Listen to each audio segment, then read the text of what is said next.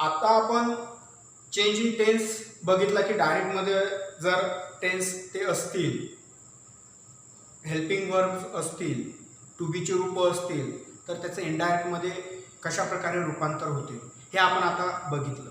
आता आपल्याला change in pronounce हा घटक बघायचा आहे की आपल्याला कशा प्रकारे या प्रोनाउन्समध्ये बदल करावायचा आहे.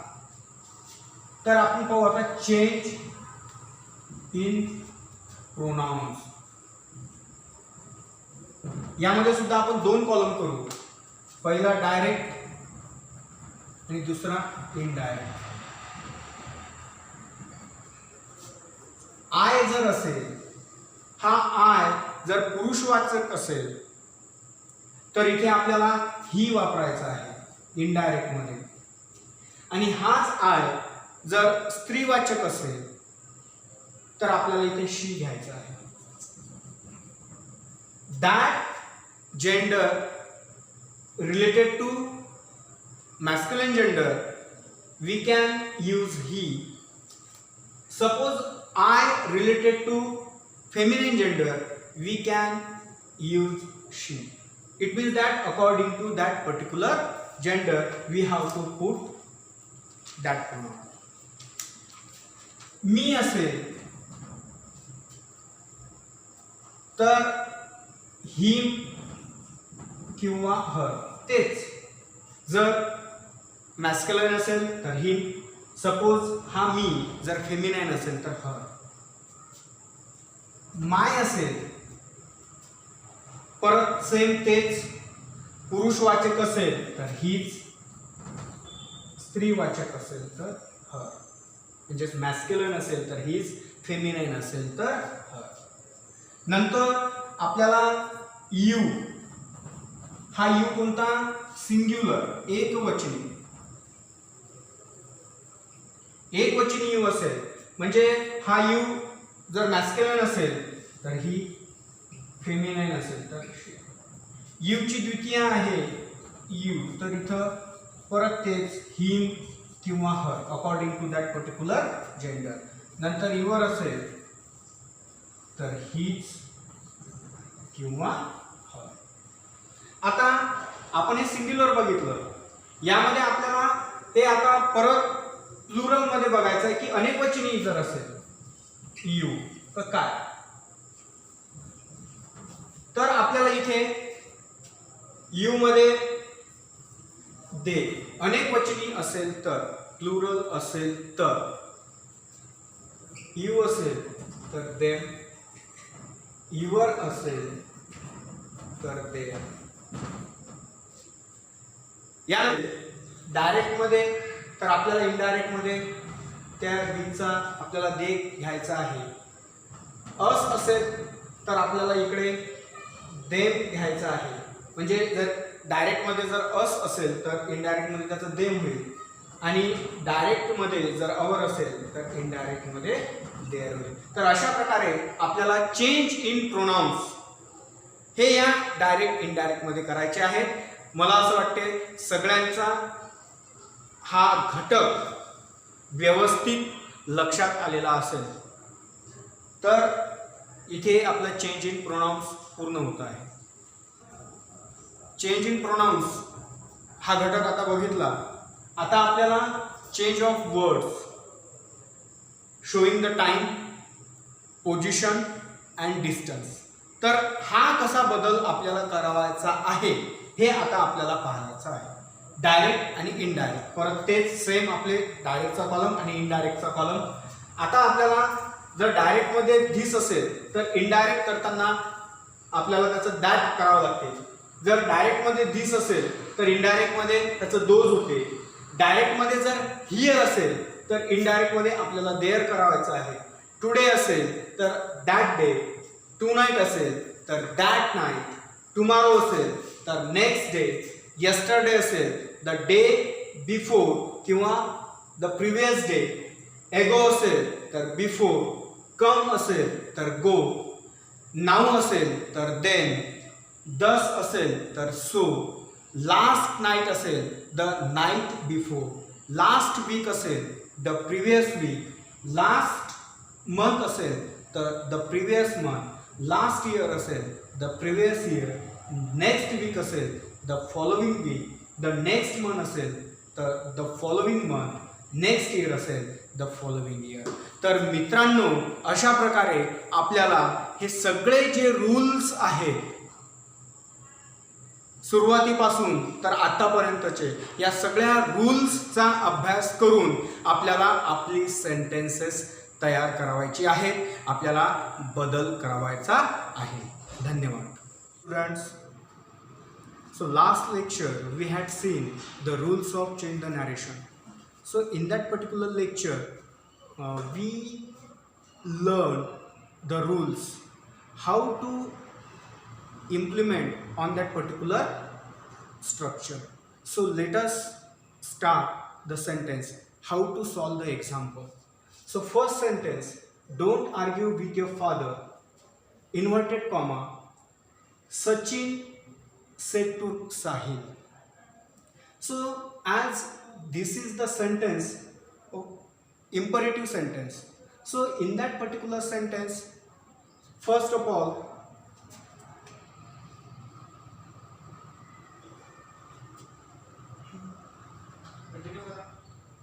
मग कट करता येते का? बरं. Don't argue with your father, inverted comma, Sachin said to Sahil. So as this sentence is an imperative sentence, so first we recognize the sentence, then when we solve the sentence, so first put the subject. So subject are Sachin and Sahil. So Sachin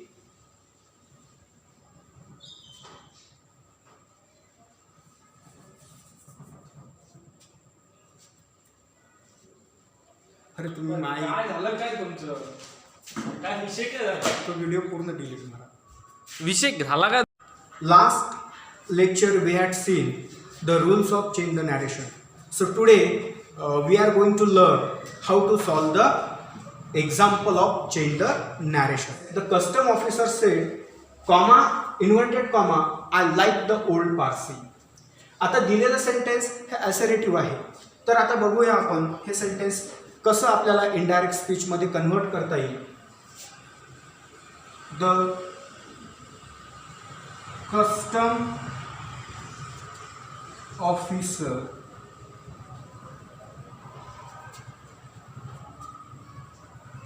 से, आता इथे एकच subject असल्यामुळे इथे sed आलेला आहे. कदाचित इथे जर दोन असते तर आपण टोल्डचा वापर केला असता, पण इथे एकच असल्यामुळे सेड. दोन वाक्य जोडण्यासाठी म्हणजेच कंजक्शन की that, I like the old Parsi. आता हा I related to that custom officer, त्या कस्टम ऑफिसरशी हा निगडीत असल्यामुळे आपल्याला आयचा होईल ही. लाईक म्हणजे हे जे वाक्य आहे हे सिम्पल प्रेझेंटमध्ये असल्यामुळे आपल्याला इथे जे काही वर्ब आहे ते सेकंड V2 इथे वापरावं लागेल. ही लाईक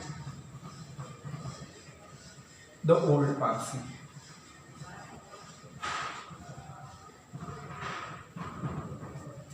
इन्व्हर्टेड कॉमा निघून जाईल. इथे आपलं दुसरं सेंटेन्स संपलेलं आहे. Next, the principal said to Rahul, comma, inverted comma, obey your teacher, inverted comma complete. आता बघा हे जे सेंटेन्स आहे हे सुद्धा इम्परेटिव्ह सेंटेन्स आहे. इम्परेटिव्ह सेंटेन्स असल्यामुळे आपल्याला इम्परेटिव्ह सेंटेन्सचे कोणते रूल्स अप्लाय करायचे आहेत हे मी तुम्हाला सांगितलेलं आहे. तर त्या पद्धतीने आपल्याला इथे हे सगळ्या गोष्टी अप्लाय कराव्या लागतील. पहिले काय येईल? द प्रिन्सिपल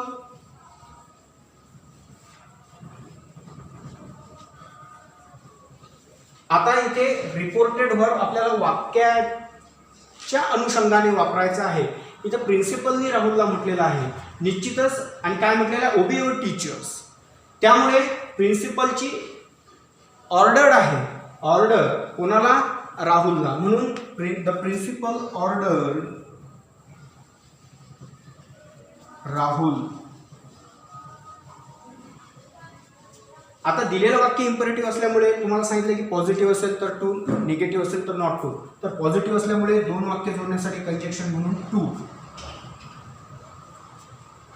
ओबे.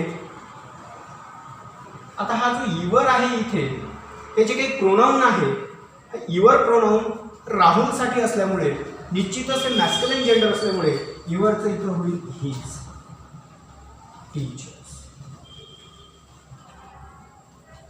अशा प्रकारे आपलं हे वाक्य पूर्ण.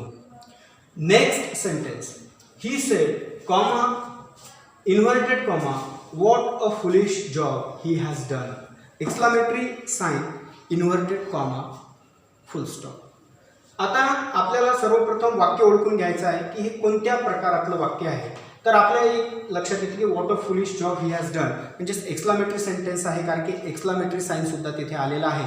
तर एक्सक्लामेटरी साईन असल्यामुळे तुम्हाला माहिती आहे की आता वाक्य आपल्याला रिपोर्टिंग वर्ब कंजक्शन काय वापरायचे आहेत ते. तर आपण पाहू. ही सेड, ही. आता इथे हा सेड आहे, ही सेड. आता रिपोर्टेड वर्ब आपल्याला इथं काय वापरावं लागेल? ही एक्सक्लेम.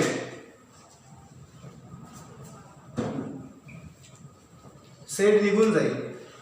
आता दिलेलं वाक्य हे एक्सक्लामेटरी असल्यामुळे आता आपल्याला हे असर्टिव्ह मध्ये करायचं आहे, आपल्याला विधान करायचं आहे. तर विधान करत असताना सर्वप्रथम आपल्याला सब्जेक्ट घ्यावा लागेल. ही एक्सक्लेम दोन वाक्य जोडण्यासाठी दॅटचा वापर. म्हणजे एक गोष्ट लक्षात आली की what a foolish job he has done exclamatory आहे, आपल्याला असर्टिव्ह करायचं आहे. त्याआधी आपण इथे रिपोर्टेड वर्ब एक्सक्लेम घेतला, कंजक्शन म्हणून दॅटचा वापर केला. तर what a foolish job he has done, तर इथे आता आपण ही. आता दिलेल्या वाक्यात हॅज आलेला आहे, हेल्पिंग वर्ब हॅज आहे. आता मी तुम्हाला सांगितलेलं आहे की दिलेलं वाक्य जर प्रेझेंट परफेक्ट मध्ये असेल तर आपल्याला पास्ट परफेक्ट त्याचा करावा लागतो. He had done. व्हॉट इथं आलेला म्हणजे a very, he had done a very foolish job, full stop, inverted comma निघून जाईल. Next sentence. Inverted comma have you finished the job David, question mark, inverted comma complete, ask John. आता दिलेलं sentence हे interrogative असल्यामुळे आपल्याला इंट्रोगेटिव्हचे सगळे rules इथे वापरायचे आहे. तर सर्वप्रथम आपल्याला सब्जेक्ट घ्यावा लागेल जॉन. क्वेश्चन असल्यामुळे रिपोर्टेड वर्ब आस्क, कोणाला? डेव्हिड. कंजक्शन म्हणून मी तुम्हाला सांगितलं होतं यामध्ये सुद्धा दोन प्रकार आहेत, एक WH क्वेश्चन आणि एक म्हणजे व्हर्बल येस ऑर नो. तर जेव्हा इन्व्हर्टेड कॉमामधल्या वाक्याची सुरुवात जर WH वर्डने झालेली असेल तर तो शब्द आपल्याला कंजक्शन म्हणून वापरायचा आहे. पण जर WH वर्ड आलेला नसेल तर आपल्याला इफ किंवा वेदर या दोनपैकी एक कोणत्या तरी शब्दाचा वापर करून कंजक्शन कंप्लीट करायचं आहे. तर इथे आपण इफ घेऊ, म्हणजे इथे आस्क कंजक्शन म्हणून if. John ask David. If हा यू डेव्हिडसाठी असल्यामुळे मॅस्क्युलिन जेंडर असल्यामुळे इथे येईल ही. प्रेझेंट परफेक्ट असल्यामुळे आपल्याला पास्ट परफेक्ट करायचं आहे, म्हणजे हॅवचं होईल had. Finish the job, inverted comma निघून जाईल, फुल स्टॉप. इथे हे वाक्य संपलं. Next are inverted comma are you her husband, question mark, inverted comma complete, I ask the man. आता हे दिलेलं सेंटेन्स सुद्धा इंट्रोगेटिव्ह आहे. परत तेच आय आस्क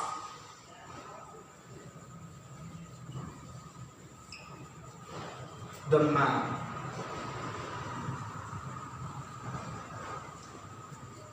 इफ कंजक्शन म्हणून if. Are you her husband. आता दिलेलं वाक्य प्रेझेंटमध्ये आहे, आपल्याला पास्ट करावं लागेल आणि हा यू कोणासाठी आहे? आज द मॅन. त्या मनुष्याला विचारलेला आहे, म्हणून इफ यूचं ही, आरचं होईल was, her husband, question mark inverted comma निघून जाईल वाक्य. Next sentence, and this is the last. He said to his friends, comma, inverted comma, let us go out for a walk. आता दिलेलं sentence हे लेटचं आहे, कारण की इन्व्हर्टेड कॉमामधल्या वाक्याची सुरुवात लेटनी झालेली आहे. म्हणून आपल्याला आता लेटचे जे काही रूल्स आहेत ते इथे अप्लाय करावे लागतील. तर आपण पाहू ही. आता रिपोर्टेड वर्ब इथे काही लेट असल्यामुळे आपण सजेस्टेड वापरतो. He suggested his friends. दोन वाक्य जोडण्यासाठी म्हणजे कंजक्शन म्हणून आपण दॅटचा वापर करतो. दॅट. आता लेटस ही निघून जाईल आणि या लेटसच्या ऐवजी आपल्याला दे शूडचा इथे वापर करायचा आहे. They should go out for walk.